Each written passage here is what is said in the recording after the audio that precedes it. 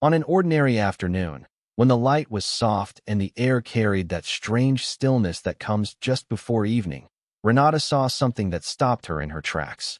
In the middle of a quiet open space, a group of crows had gathered around the body of one of their own. They were not tearing at it. They were not fighting over it. They were simply there, forming a loose circle as if the ground itself had become a boundary no bird dared cross.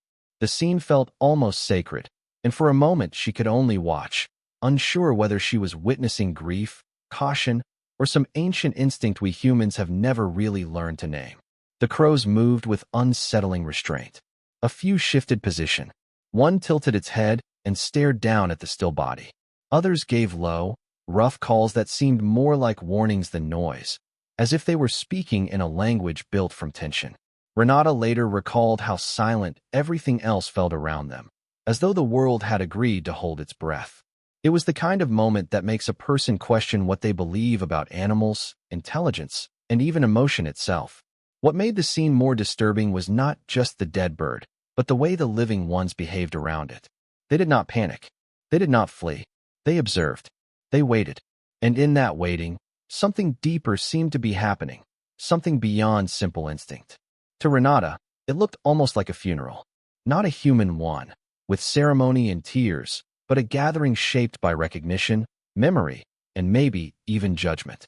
She left with more questions than answers, and with the uncomfortable feeling that she had seen something she was never meant to interrupt. The next day, she returned to the same place, and the crows were there again. This time, the mystery grew darker. Another body lay on the ground, and once more the birds formed that same uneasy circle. The pattern repeated with a precision that felt deliberate, almost ritualistic. Was this mourning? A warning? A search for meaning in death, carried out by creatures we still underestimate? The image was haunting enough on its own, but the truth behind it would prove even more fascinating than the mystery. Because what looked like sorrow may have been something far more practical, far more intelligent, and far more connected to survival. And when a man finally approached that same area, the crows reacted instantly. That was when Renata began to understand that she was not watching a funeral at all, but the opening chapter of a much larger story. One that would lead straight into the hidden logic of crow intelligence and the unsettling reason they gather around the dead. Renata stood still for a long moment, as if any sudden movement might break whatever fragile order the birds had formed. The crows did not scatter. They held their distance around the body, dark silhouettes against the pale ground, their heads turning in sharp, deliberate motions.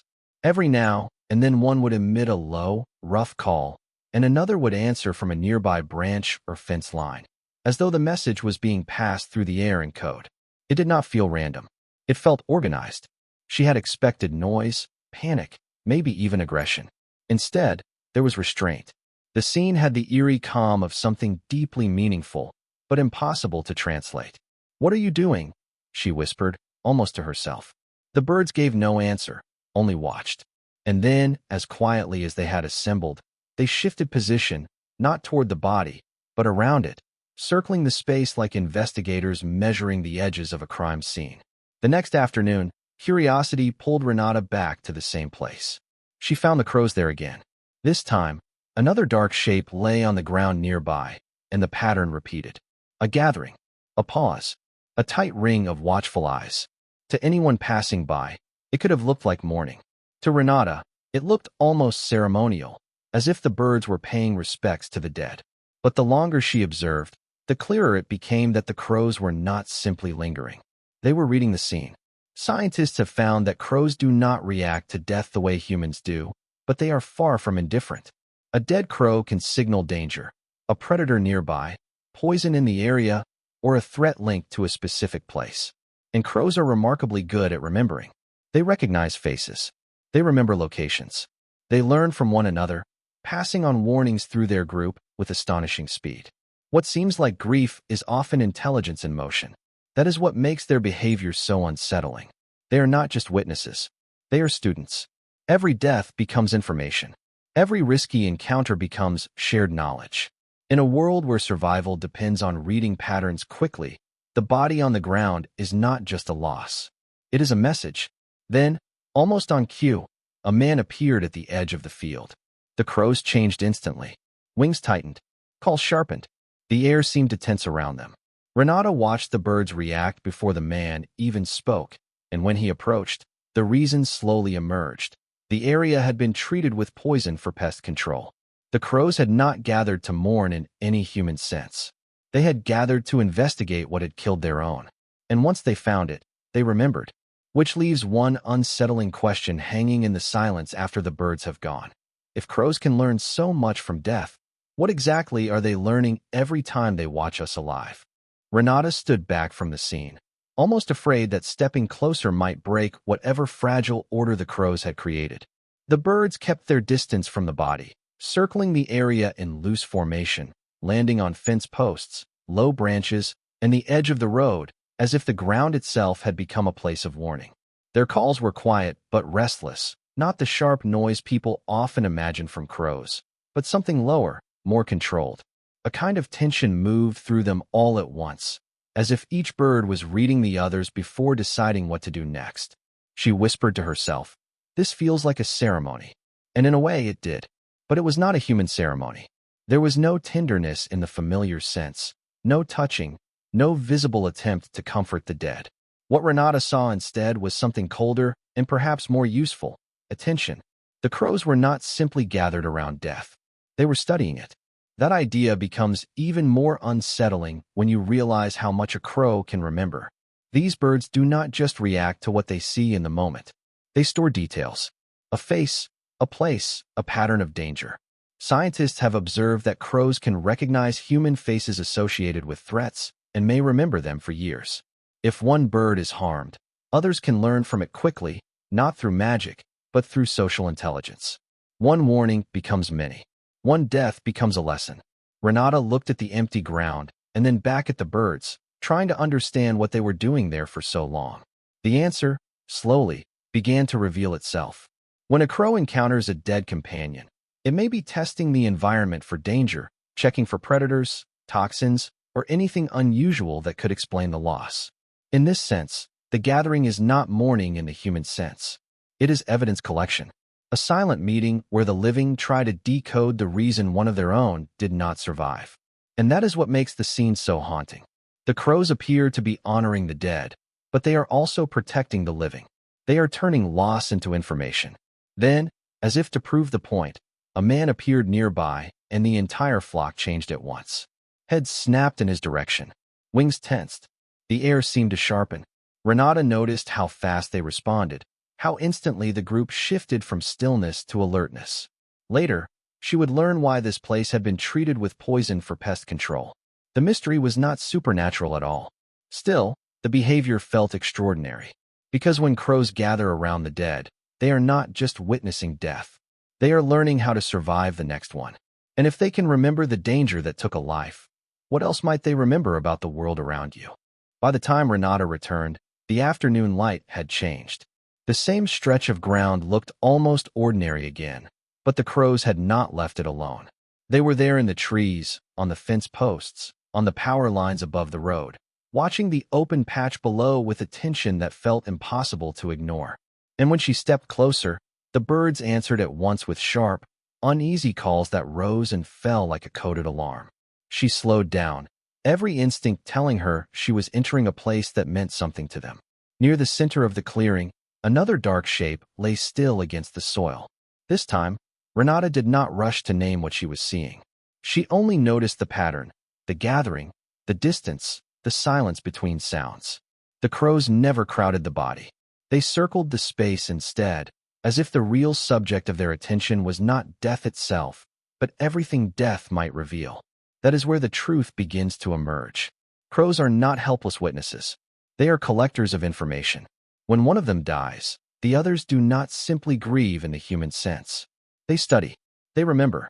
They build a map from the event, storing details about the place, the scent, the movement, the presence of danger. A dead crow is not only a loss. It is evidence. It is a lesson. Renata watched a few birds hop lower on the branch, their black eyes fixed on the ground. "What are you telling each other?" she whispered, half to herself, half to the silent crowd above her. And as if in answer, one crow let out a rough, clicking cry. Then another repeated it from farther back.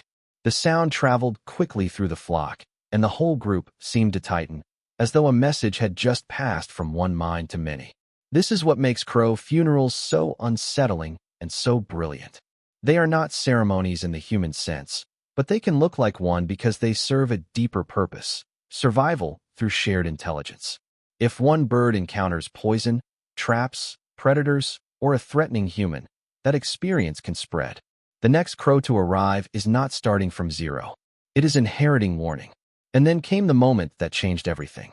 A man appeared at the edge of the road, carrying what looked like equipment from a pest control job. The crows noticed before Renata did. In an instant, their entire posture shifted.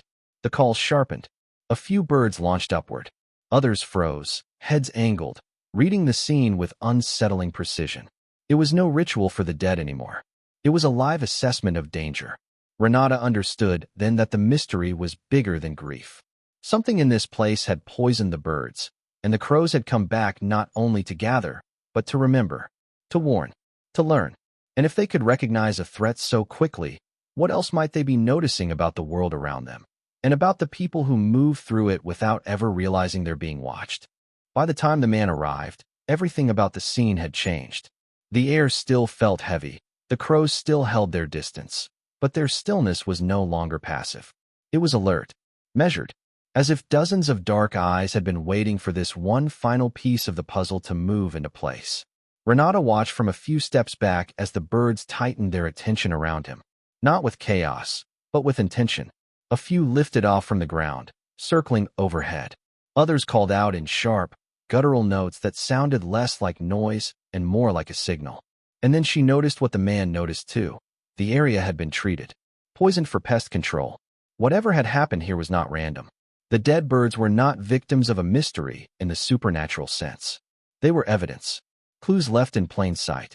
That is what makes crows so extraordinary. They do not merely witness death. They study it. They remember the place, the smell, the face, the pattern. A crow can see danger once and carry that memory for years. It can warn others without ever touching the threat itself. What looks like a funeral is also a classroom. What looks like sorrow is also survival. And maybe that is why the image stays with us. Because we recognize something in it that feels deeply human. We gather around loss. We search for meaning. We turn pain into knowledge, and knowledge into protection.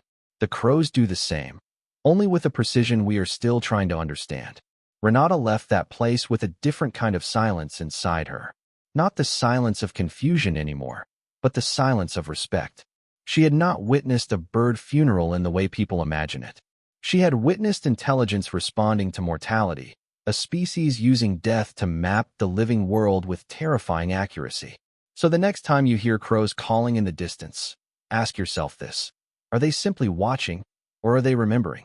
And if you've ever seen a crow gathering around the dead, drop a like, share your thoughts, and subscribe for more stories where animal behavior reveals just how much is happening right in front of us.